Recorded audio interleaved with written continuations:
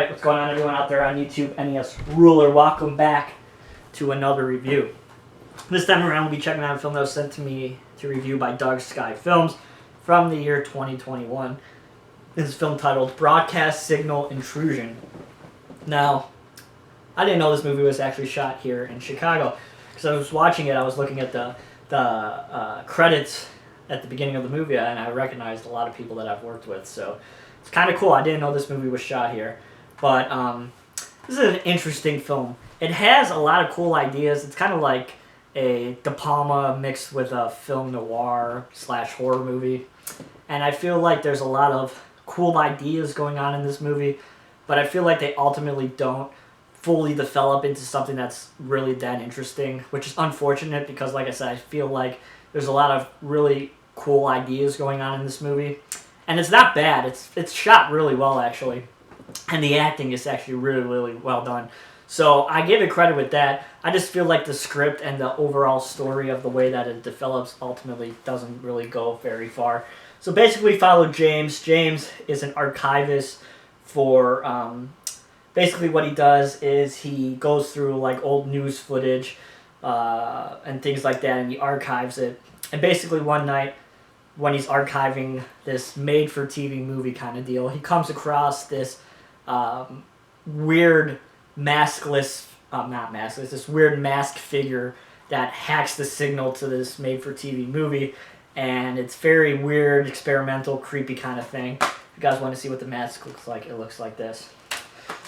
So basically, James becomes obsessed with finding out what this mask, who this masked figure is, and what it's all about. And we basically learn that 3 years prior, James's wife was magically disappeared, and James is obsessed with figuring out what happened to her, and he thinks that what happened is that whoever is in this tape is responsible for his wife's disappearance. And as we learn more about what broadcast signal intrusion is. Basically, back in the day you could hack cable networks and zoom your image up from wherever you are, and it will play on the cable. So we learn that this happened 2 times, and each of the times it's associated with a woman disappearing. And then it would happen the day before. The woman would disappear the day before the broadcast signal intrusion would happen.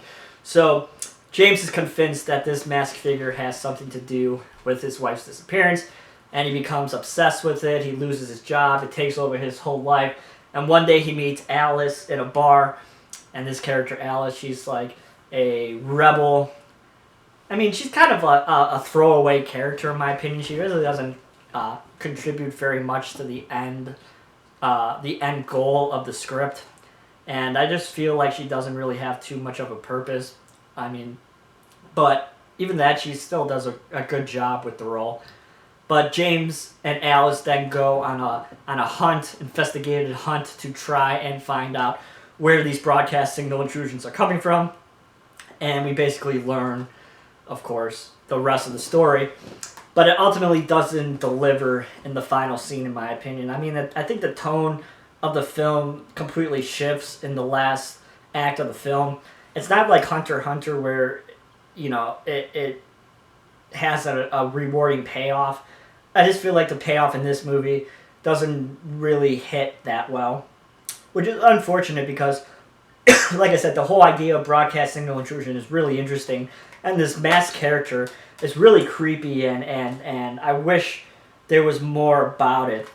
But unfortunately, it's just mostly about James and his quest to find out what is behind these strange videos. And that's basically about it. Is it a horror movie? Iffy, I would say. It's, like I said, it's more of a film noir, kind of like Blowout. Those kind of movies, like De Palma type-esque kind of films.